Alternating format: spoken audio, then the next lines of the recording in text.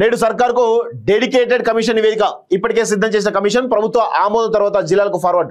నివేదిక ఆధారంగా వార్డులు సర్పంచ్ల రిజిస్ట్రేషన్ ఖరారు, ఆపై ఎన్నికల సంఘానికి గెజెట్ అందజేత, అనంతరం ఎన్నికల షెడ్యూల్ విడుదల అంటూ చూస్తాను. సో ఇక డెడికేటెడ్ కమిషన్, మీరు కులగణన సర్వే చేసి ఏం లాభం, డెడికేటెడ్ కమిషన్ నియమించి ఏం లాభం, ఇక రిపోర్ట్ అందిస్తున్నట్టు రిపోర్ట్ అందించి ఏం లాభం, ఏమైతుంది దాంతో? కులగణన సర్వే తోటి మీరు కులాల లెక్క తీయాలి, ఎందుకు తీయలేకపోయినారు? ఈరోజు బీసీలు 56% ఉన్నారు. బీసీ అంటే ఏంది? బ్యాక్వర్డ్ క్యాస్టా? Backward classes. మీరు ఎట్లా బ్యాక్వర్డ్ క్లాసెస్ 56% అని చెప్తారు? అది కులగణనని ఎట్లా చెప్తున్నారు మీరు? క్యాస్ట్ సెన్సస్ అని మీరు సర్వే చేశారు. క్యాస్ట్ అన్నప్పుడు క్యాస్ట్ పరంగా చెప్పాలి కదా. ఈ బీసీలలో కానీ ఎస్సీలలో కానీ ఎస్టీలలో కానీ ఓసీలలో కానీ ఎంత శాతం ఉన్నారు చెప్పాలి కదా. ఎందుకు చెప్పలేకపోతున్నారు?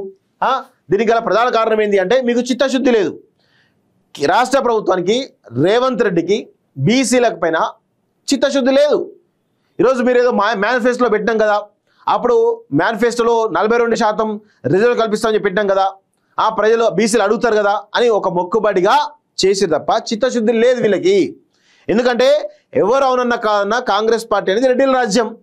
ఆబ్వియస్గా రెడ్డిలే ఆధిపత్యం చెలాయించాలని చూస్తారు. ఇక బీసీలు ఎక్కడ ఉంటుంది? బీసీలకు ఏడు ఉంటుంది? బీసీలకు రాజకీయంగా అవకాశం కల్పిస్తే మళ్ళీ రెడ్ల ఆధిపత్యం గడ్డి కొడతారు. కాబట్టి ఈరోజు బీసీలకు ఏది ఓట్లు అందే వరకేమో ఓడెక్కేదాకా ఓడమల్లన్న, ఓడెక్కిన తర్వాత బోడమల్లన్న అన్నట్టు ఉన్నది వీళ్ళ యొక్క పరిస్థితి. సో ఇట్లా బీసీలను మోసం చేయడానికి ఈరోజు రంగం కంప్లీట్గా సిద్ధం. సో బీసీలు ఓట్ల రూపంలో వీళ్ళకు బుద్ధి చెప్పాల్సిన అవసరం అయితే ఉంటుంది. పత్తి కొనుగోలులో దళారుల దందా, ఇది ఒక దందా. ఈ దందాను అరికట్టడానికి రాష్ట్ర ప్రభుత్వం ఎప్పుడు కూడా సిద్ధంగా ఉండదు.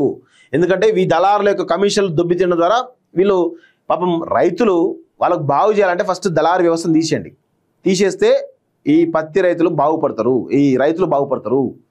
నాట్ ఓన్లీ పత్తి, అన్ని పత్తి రైతులు, అందరు రైతులు బాగుపడతారు. ఈ దళారుల వ్యవస్థ దోపిడీ వ్యవస్థ ఇది. ఈ దళారుల వ్యవస్థ ఈరోజు రైతులు కొంపముంచే వ్యవస్థ ఇది.